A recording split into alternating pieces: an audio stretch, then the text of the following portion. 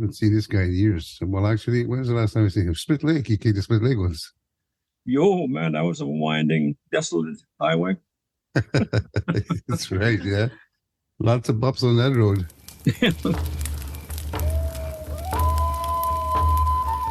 Hello, and welcome to another episode of Roots and Hoots, a podcast project produced by the Legacy of Hope Foundation.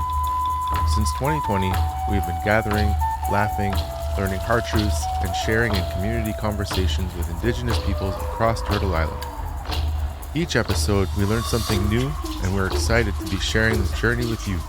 Roots and Hoots is about connecting with and celebrating Indigenous people's contributions to their fields of study, work, and cultures. We also speak with allies who share how they are furthering the work of reconciliation in Canada. To learn more about the Legacy of Hope Foundation and the work that we do, please visit legacyofhope.ca. In this episode of Roots and Hoots, host Gordon Spence sits down with one of his favorite musical talents, Errol Seaweed Ranville of the band Seaweed. The two Manitoba boys discuss all things music, from Errol's early days of growing up in a musical family, including Seaweed's road to success and artistic process. He has received some pretty big lessons in life, and we are so honored to learn from him today.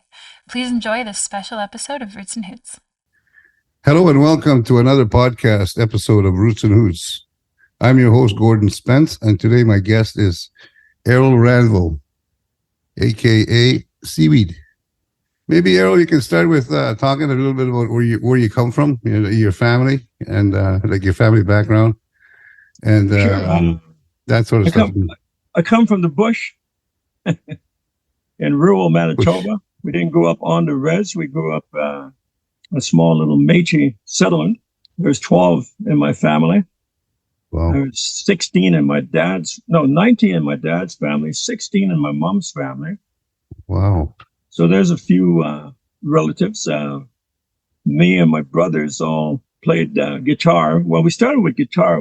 There was no drums or bass guitar in the bush at that time. So we all learned to play music on a little old beat up black flat top guitar with the strings about probably 3/4 of an inch off the fretboard.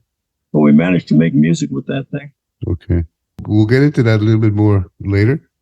I wanted to ask you if you, what language do you speak? Are you Métis? I think you're Métis, and did you speak any Michif in your household? Well, it's funny because we were raised Métis. My dad only spoke French up until he was 17 years old. He learned Cree first, and then he learned Soto. So English was his fourth language. Wow. And then when I turned 60, I made application under Bill C-31, and I'm actually a treaty through my grandmother. My dad's mom, last name is Nipanak, and they're from the Pine Creek Reservation here in Manitoba. So That's my roots. Did anybody in your family attend residential school? Yes, my older brother, Sterling. Sterling. Very good experience. Brought some of those problems back home with him. And I think we all started to use alcohol in the same fashion that Sterling did, although we didn't need much coaxing. Okay. I heard about Sterling. He had a band, didn't he, called the Sterling Ranville and the Ranville Trio? That's correct. He was the first band in the family. Well, actually, we were already up and running, but when we came to the city, there was not much places for us to play because at that time, we played in the Indian Métis Friendship Center. Back home, we played in all the dance halls, little towns around where we grew up. But Sterling started the band, Sterling Ranville and the Ranville Trio. Ranville Incorporated, the Ranvilles. Yeah. And there was two bands in the family for a while. My brother Brian had a band on Main Street at the Commercial Hotel. About a block over was the Winnipeg Hotel. And my brother Sterling had a band there. These are my two older brothers. I was too young to be in the bars at all at that time, but there was two Ranville bands operating at one point there. Okay. What side of your parents do you inherit the music from? Your father? Neither. Neither. Neither of them played an instrument. No. No kidding. How old were you when you started playing, singing and playing music? I was probably 7 or 8, maybe. I played, first time I ever played a Christmas concert in our little one-room schoolhouse across the gravel road there. Back home, my brother Wally actually showed me where to put my fingers on the guitar and showed me how to strum. And I learned a George Jones song called Don't Stop the Music. Yeah. And so I went across there on Christmas, the Christmas concert, when I'm pretty sure I was 8 years old. And I could barely reach my arm over the guitar like that. But I figured out where to put my fingers and I sang that song. And then something really magic happened at the end of that song. People clapped their hands. Yeah. And then I was hooked. And then I always wanted to hear that sound again. The applause. Clapping their hands. Yeah. Yeah. Yeah. That got you going. Yeah, it's an incentive. Yeah. You shared the stage with some big names over your career. Who are some people that in the music industry that you've played with?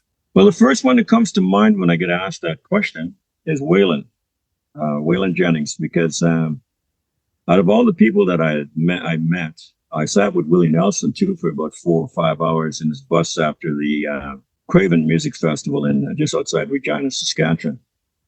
But Waylon, we played I think 4 shows in total with him at various different spots around in North America, and he was a friend of mine. Yeah, like I could honestly call him a friend. Yeah, because he was the most down to earth, natural kind of guy that I had met out of all those people in the big time music industry. Yeah, yeah. Have you ever been to Nashville? Have you ever played there? Yeah, we played Nashville. We played the Hall of Fame Inn. They jokingly referred to it as the Hall of Shame Inn. right in the center of the row there in Nashville. Yeah, yeah. Did you ever meet Chris Christopherson? No, I have not. I probably would have had occasion to, but plans had changed, and that opportunity came and went.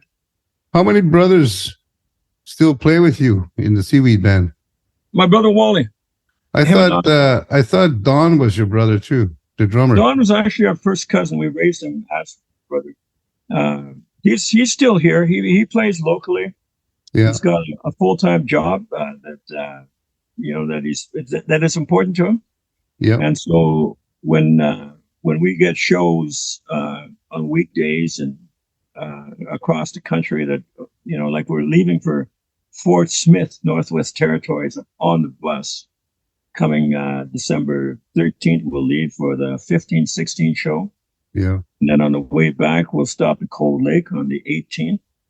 And then we're playing back here in Winnipeg on the 21st. So it would have taken him away from his job, like all the time, indefinitely. So he's kind of part-time. Do you have a different drummer that travels with you now? Yeah, we have a full-time player now.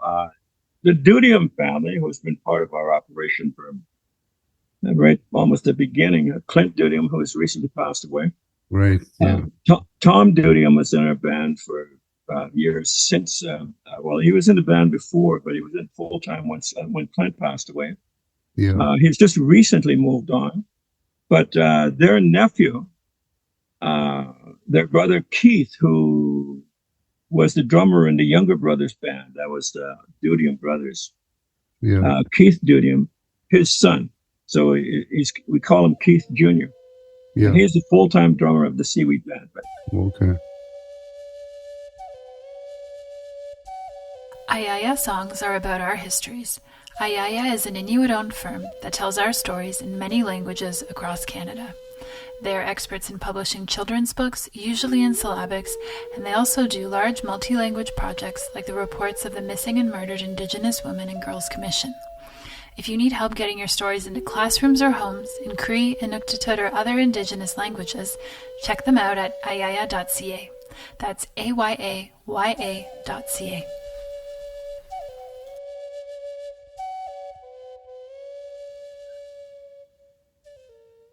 How did you come up with the name Seaweed? Where did that originate from? Because people used to call you Seaweed, right? The age-old question. What's that? I said the age-old question. Okay. Comes up in pretty much every interview I've done since I was 16 years old. But there is no real. Well, there is a stand-pat answer, I guess. The answer is who knows. Who knows? But it's a nickname I got. You got seven brothers, and I think it started off with Sawman, and then it jokingly and teasingly became Seahorse and Seaman, and then Seaweed all of a sudden. And for some reason or another, Seaweed stuck. There's no ocean near Eddystone, Manitoba. That's for sure. No. Yeah. So that was a nickname you had, right? That's my nickname, yeah. And then it carried on to the band. That's correct. Yeah. In 1975, we raised the big neon sign in the back of the Winnipeg Centennial Concert Hall and had the Seaweed Band on there. So yes, yeah. I remember going to see you at one of those places. That could have been it. I was living in Winnipeg in the late 70s, early 80s. Yeah, that was. And we used to go see you at the Savoy and the Manor, and you even had a cabaret once. The Savoy and the Manor. Yeah. Yeah. Yeah, I had a club for a while. I had a club from 1992 to 1997 in Winnipeg. Yeah. And then I had a club in Edmonton, Saskatoon, Thunder Bay, and Fort McMurray. Wow. Yeah. Yeah. What inspired you to move to those places, like especially Edmonton? You were in Edmonton for a while. Yeah, I was there for a little while. Yeah. I had a club, just a club, like yeah. Yeah. Plus NHL hockey. Okay. Before the Jets came back, eh? I had season tickets for the Edmonton Oilers. Wow. You got to see Gretzky play. Yeah. In the fall of 2010, you were involved in a major car accident where several people died, including your wife. This had to be the most tragic event in your life. What did you do to recover from the tragedy and help you begin your healing journey? Yeah. That was tough times. Yeah. 4 teenagers were killed that night out from Opaskwa Cree Nation in Nepal. And my wife right beside me, our dog, Max. Yeah. Yeah, it was, for some reason I survived that crash, where if you saw the vehicles, you would never believe that anyone walked away from there. But I was in the hospital for 66 days. Wow. And a lot of people came to see me, like like the premier of the province came to see me. Mm-hmm. Elijah Harper came to see me. A couple of the ex-presidents of the Manitoba Métis Federation came to see me. Loverboy showed up one morning. They were rehearsing at the casino down the street, McPhillip Street Station. Yeah. They came to, to cheer me on. Just I could name off like dozens and dozens of people who came to visit me. Yeah. And without exception, every last one of them said the same thing to me. They said, Errol, you survived for a reason. You'll need to find that reason. And whatever it is, attend to it. And so that stayed in my head, and became like sort of a vision quest for me. And I did have a vision, which coincidentally I'm just starting to work on it now, because we have one of the very first Indigenous premiers in Canada, the Premier of Manitoba, the Honorable Wab Kinew, just got into office a couple weeks ago. So that opens up a lot of doors for me to move forward with a global tourism project that I want to do here in Winnipeg, Manitoba, Canada. I think that's one of the things. The other thing, of course, is music. when I was in the hospital, I had written songs, and I wanted to get back into the studio. I couldn't even sit up. My sternum was collapsed. I had a broken vertebrae in my back. My right leg was crushed. I no longer had an ankle or a heel on my right leg. My left leg, all the bones were broken in my left foot. So I wasn't really going anywhere anytime soon. But I think, if I didn't have music, I don't even coming home. I came home in a wheelchair on December 12th, 2 weeks away from Christmas, 2010, and empty house, quiet house. I'm not looking forward to Christmas. That's for sure. Yeah. So I mean, it's a long ways back. I mean, you either I always think of that Shawshank Redemption. You either get busy living or get busy dying. Yeah. And I chose to live. I wanted to live. As a matter of fact, I got a couple of dogs because I always loved dogs. I always had a dog. I lost our dog in the accident. I went to get a dog, and I picked up two by mistake, and I ended up taking both of them. Okay. One passed away 3 years ago this coming February. Yeah. And one that I'm going to put down in about an hour and a half. Really? He's upstairs right now. Cancer ate him up. So after I finish this interview, I got to bring him to the vet. And that's hard. That's hard. Yeah. But he's been with me, and he's been part of the inspiration that has kept me going. Losing his health? Yeah, I had to take care of the dogs, so I had to stay up and running. And I have a passion, love for dogs. So that was another thing besides the music. You have to, it's always something that you love that's going to get you up in the morning and get you going, get you started.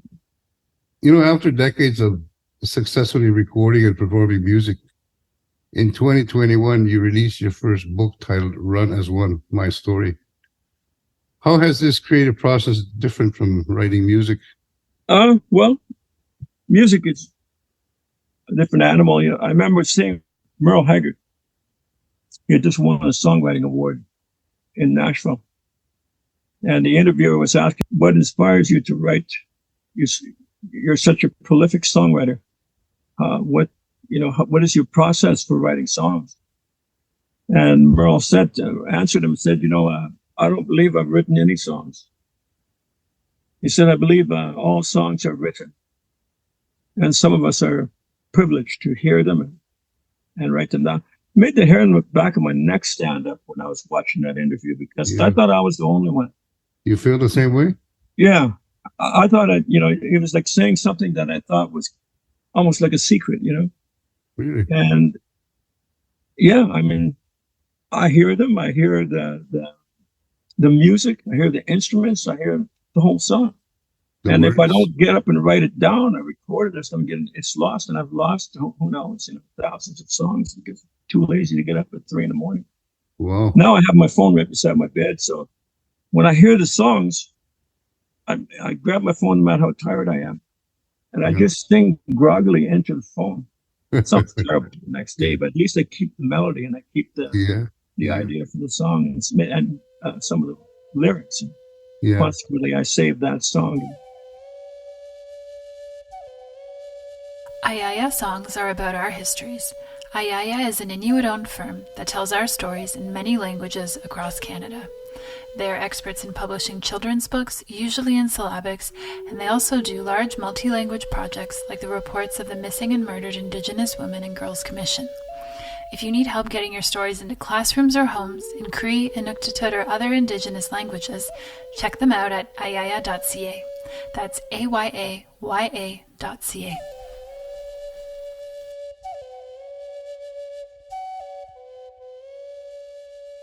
But that's that process. Writing a book is kind of a whole totally different animal. You know what I mean? You want to get a message across, of something worthwhile reading.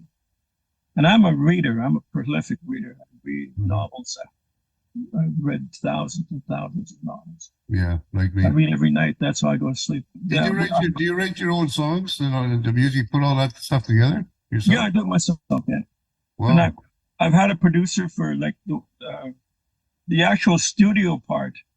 I'm not an engineer. I don't know what these buttons are for. That, but Yeah. I don't know that part. But I hear all the songs, so I play them with my acoustic guitar, and I play. This is where the solo is. This is where the bridge is, and then the piano player puts the piano on, and then the bass player puts the bass track on, and the guitar player, etc. And that's the process. But I mean, I bring the song completely finished, like the finished product, and then we produce it. Yeah, songs like I've always loved your music, and I've always loved your songs. A couple of them come to mind, like Evangeline. You wrote that? No, I didn't write Evangeline. Evangeline was written by Robbie Robertson. He's from the Robbie Robertson. Oh, okay, yeah. Six Nations Band in Ontario.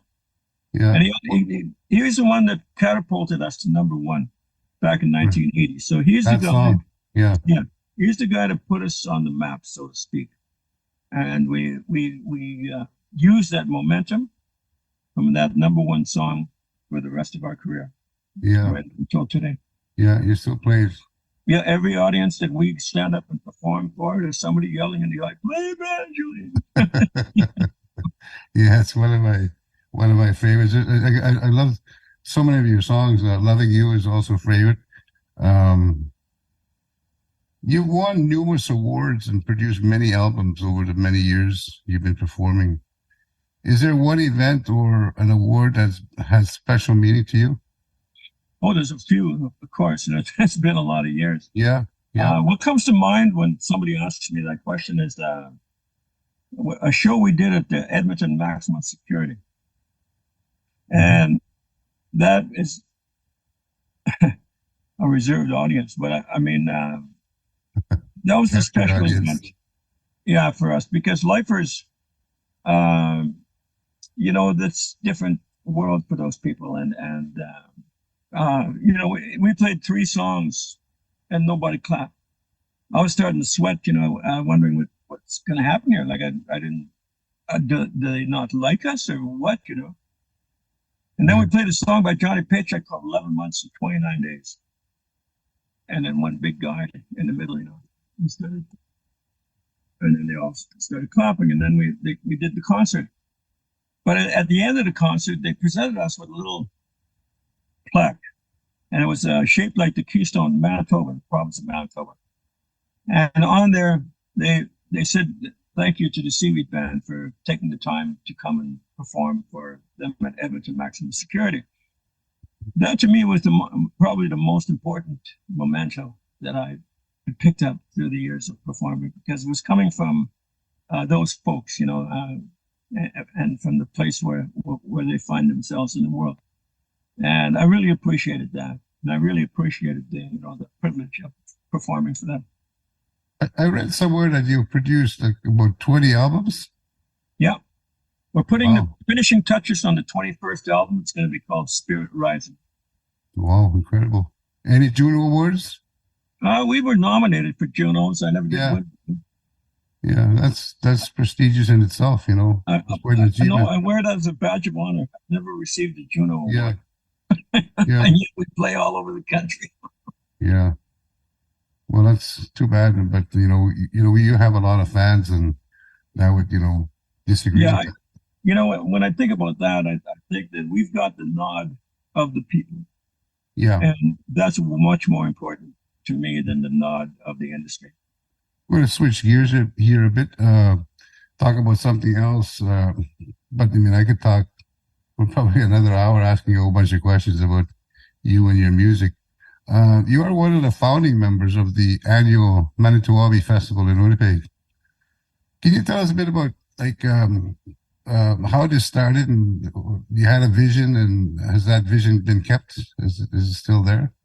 Not necessarily, but you know what? There again, the Manitoba Festival and the Aboriginal People's Choice Music Awards that went with it, we created all of that.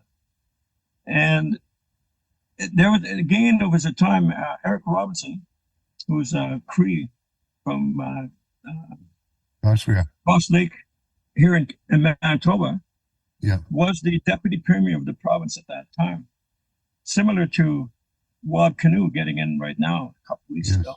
But Eric Robinson was in government at that time, so he tapped me on the back to do that portion, because he was the culture and heritage minister at the time. So we pretty much put our heads together and built his whole ministry during that 8 years that they were in office.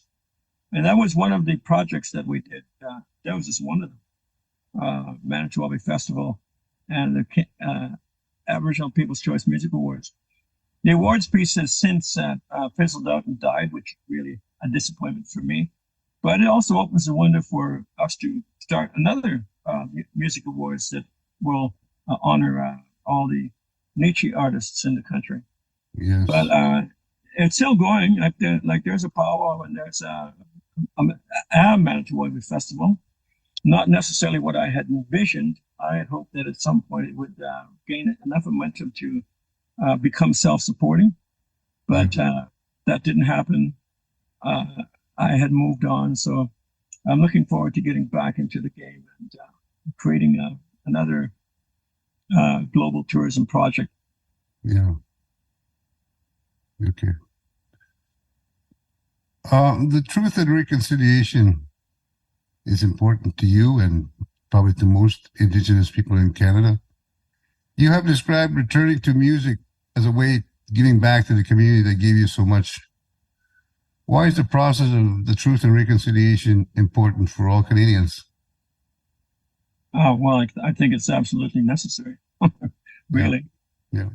I was there when Judge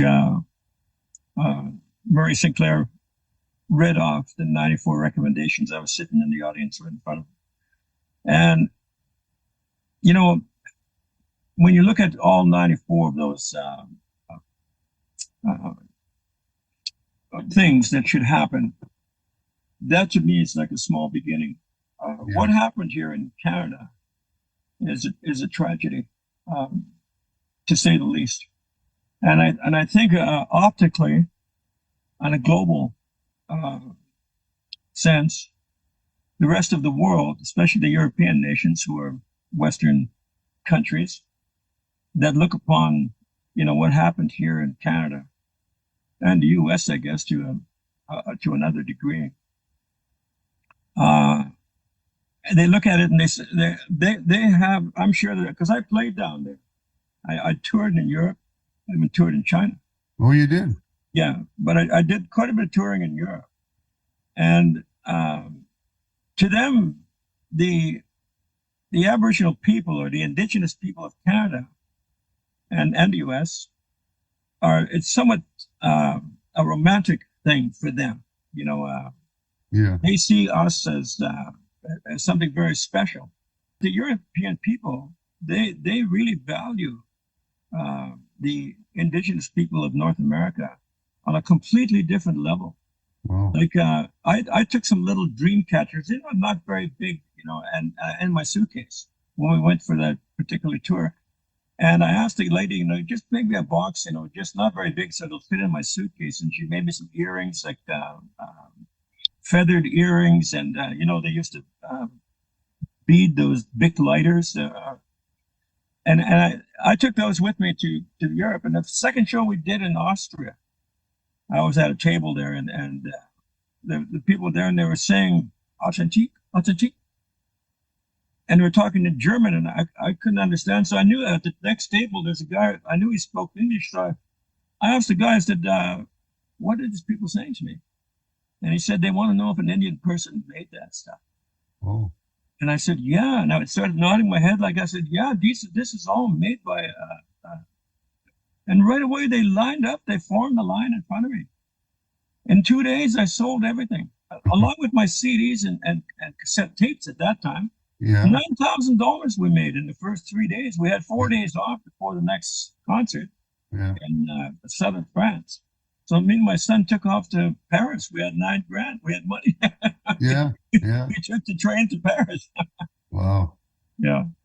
So the audience when you're paying in a concert, um, how is it different there than it is like, let's say you play for an audience in Winnipeg?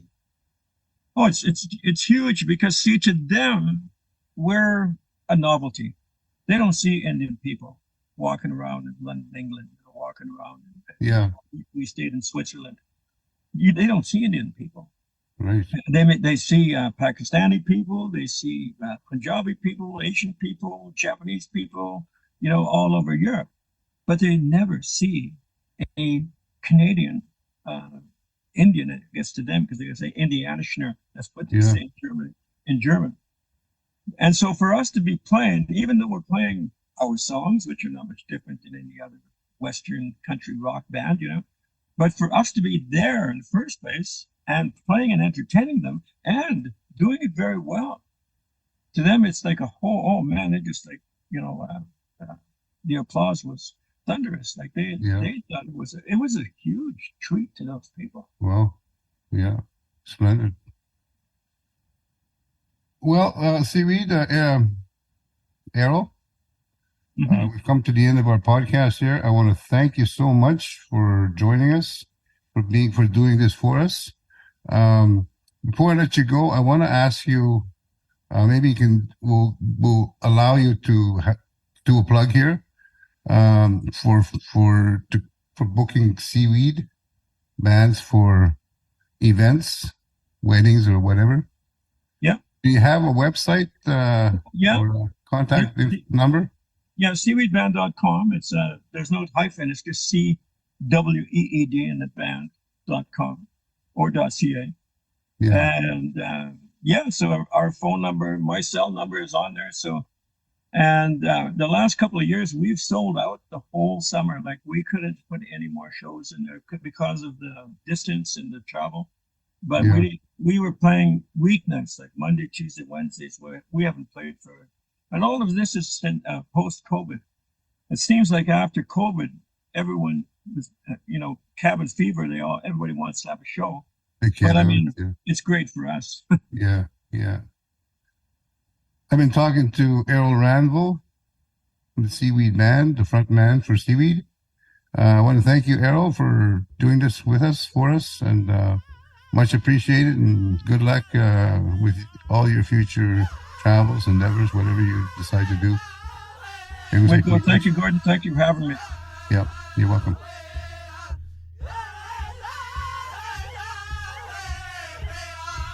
Roots and Hoots is a podcast project produced by the Legacy of Hope Foundation. For episode show notes, please visit the podcast description and make sure to like, subscribe, and leave a review. For more information about the work we do, please visit legacyofhope.ca.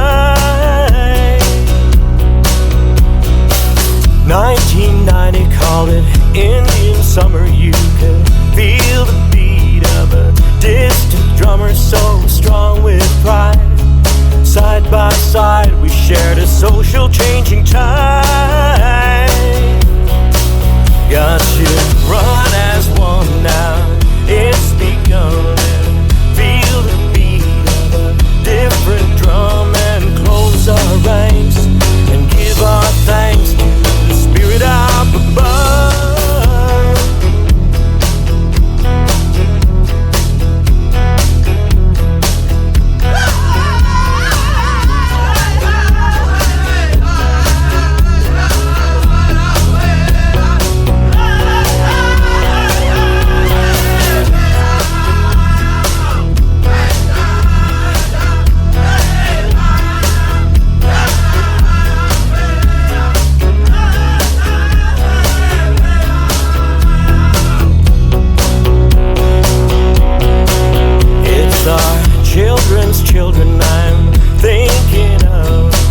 They've got to know they can rise above 100 years of quiet fear and press for the mark. Got you run as one now, it's begun, and feel the beat of a different drum, and close our ranks and give our thanks to the spirit up above. Run as one now, it's begun, and feel the beat of a different drum, and close our ranks and give our thanks to the spirit up above.